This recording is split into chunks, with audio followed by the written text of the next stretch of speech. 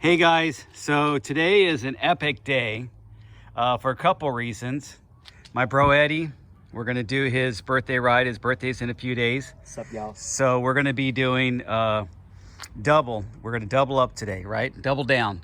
So we're gonna go up to the top of Brown, go a little bit past there, and then come back down, refuel, and go back up. Awesome. And so hopefully getting in, he's a young guy, so we don't have to go that long. We'll try to get in a total of 37 miles, so we'll see how close we get. You guys can look at my Strava link and see how close we get. But anyway, tune back in later to see how many miles we got to go. Yeah, exactly. So let's see his new helmet. He got a new helmet today, his birthday present. So I'll tell you exactly what this is before we start opening. Okay. It's a Bell helmet. They call it their Super Air R. It came out in 2020. This is a convertible full face helmet. So it's Bell's latest helmet. You know, Bell's dominated that convertible helmet market with that Super Air for years, and this is probably like the third version or fourth version. Yeah, I think it is the third version, but they have them at multiple ratings of protection. So this one is kind of categorized as like a light full face helmet. It's not downhill rated, but it's got awesome security and safety features, like spherical MIPS. So there's supposed to be kind of like a helmet within the helmet that floats on a pivot like this, and yeah, it's lighter. Yeah. It's got tons of ventilation, and I have MIPS, but I have the older MIPS. Yeah, the MIPS is like a mesh piece of plastic that floats inside the helmet. So let's see. Additional thing. Let's take a look. Next to the MIPS. Yeah. So let's open it up. All right. So he just got this. He ordered it and had to wait until they got in stock. Yeah, a lot of bike stuff, you guys know, takes forever. Bell is good stuff. Shout out to the local bike shop that shipped this to me from Seattle. Greg Cycles. Okay, you got it from Seattle. P's in the name Greg. So got it from Seattle, Washington. Although he still had to pay California tax, I'm sure. So it comes in a stealth black box. Really nice looking. There we go. Live wide open. Make sure it's the right size before I open it. Yep, medium. Okay. My medium-sized dome. Okay.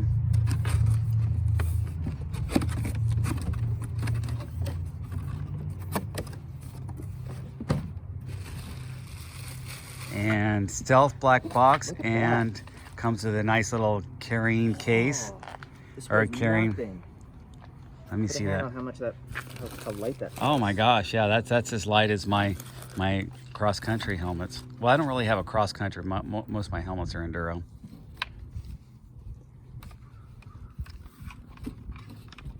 Look at that. Nice. One for green. And it's the green and orange, kind of like that that primer looking green.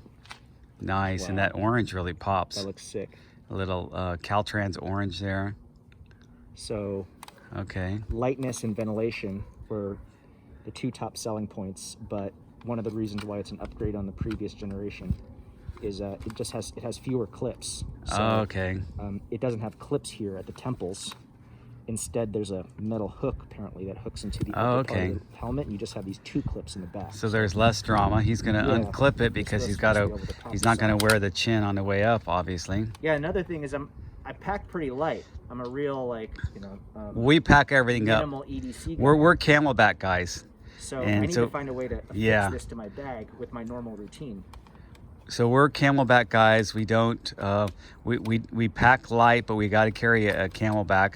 We're not hipster type wearing fanny packs, nor are we the minimalist guys that just kind of strap everything onto their bike or put it in a little jersey back pocket. We always have a little bit more. And I've shown you my pack, how much stuff I got in my pack. Eddie does the same thing because small bag with all your stuff. But it's oh man, look at that. Yeah, that looks nice. It looks like a real, I mean, like you get these convertible helmets and the lid looks kind of wonky because the shape needs to accommodate the chin bar, but this looks sick. Yeah. So once you take that off there, it really breaks it away like a nice, more of an enduro helmet. The visor has 3 steps. So it's detented. Yeah. So you guys know about the visors. So when you're going downhill, especially, you flip that visor up because you're supposed to be head up and looking ahead of the trail, not where you're at looking down, but looking way ahead. So having that, being able to tilt way up, gives you better vision for looking up. And here's what they're talking about with the spherical component. You can see there's actually 2 durable layers to the helmet. There's this interior black that is connected to the outer shell by these bright yellow rubber bands, and it's all supposed to move like that. See? Yeah, that's different than mine. So it absorbs way more energy if your head were to smack against the trail. Well, I'll grab my helmet. We'll look at my MIPS compared to that new MIPS, because that new MIPS is pretty cool. It's definitely an advancement.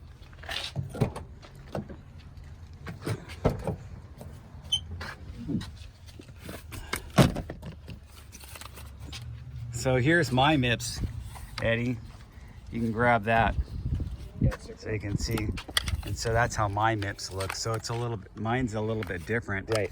Whereas mine just has this thin thing that rotates, but Eddie has a his has a more complete internal shell. Yours is a complete internal shell. So there's a difference between the newer MIPS and the older MIPS technology. Yeah. You can really see. Yeah, you can see. And I mean, I guess there's a little bit of added thickness to this helmet. Yeah, because it's a little more of an aggressive helmet. So it might look bigger on your head, but it offers more protection. Yeah. But there's no penalty for weight. That's a heavy helmet. No my Oakley helmet is heavy. Wow. I admit that. So yours is probably just as light as my Oakley, I guarantee it. Well, let's try putting the chin bar back on, because that's supposed to be where it gets kind of strange. So well, you can't really compare the weight with the chin bar, because the chin bar is yeah, I mean, I think just the process of putting it on. Yeah. Some people complain that it's you mean as far as how to put it on. Okay, Yeah, let's see how easily that goes on. The mechanism first, just take a close-up of those hooks. Yeah. I'm just kind of getting this angle so we can get the sun at our advantage. Those hooks. So you got it hooks up there. Connect in here. Connect right there. So that's kind of the first step. The commercial has this dude actually putting it on while the helmet's on his head. He's hooking that part up. And you put those in there and make sure that they're seated. Oh, that slides right in there. They're seated. And then these should click in. Nice. Oh, you didn't catch it. There we You go. have to catch it first. There we go. That was my very first try. Yeah. No drama. Yeah. That was actually pretty easy. The very first one, you missed grabbing the inner hook part, but once you figured, you just have to compress it down a little bit. But there was no confusion. I knew that it was wrong right away. Yeah. So those babies are locked in. Yeah. And then let's put this, take my mask off, and we'll put this on with the chin bar. See how that feels. Wow. So light. So he still has a lot of open field for his vision. If you notice how open up the area, so he doesn't necessarily, because some full faces, they're not open enough in the front for glasses. You kind of have to wear goggles because it's the confined space. But this one looks like it definitely does the glasses fine. It's great, man. So he likes to wear his glasses, although I've convinced him to start using goggles sometimes. I have a pair of goggles, and they didn't seat just right in my other helmet. So part of the hopes of this helmet is that the goggles will fit appropriately. Yeah. Nice, nice. There you go, folks. Now this got a little cattywomp. Oh yeah. There you go. Now. So you're saying going downhill? Yeah, you want it all the way up because you're down and you're looking up. Yeah. You know what I'm saying? You're in the cycling position looking up. On the climbs, you might have it down just to block the sun, but as soon as you point the bike downhill, you want to lift that thing up to open up your field of vision. This thing feels awesome, man. And he's sporting his new Oakley, the radar advanciers. Yeah. So, all right. Well, with his trail torch lenses, these are the regular prism trail lenses. His are the prism trail torch. So you can see the difference in his is a little more better for a brighter sun. Looks like you got a new shirt on too, Eddie. He's got all his birthday gear on right now, dude. He's birthdayed up. All right, buddies. All right, so guys. we'll Thanks. see you guys on the trail.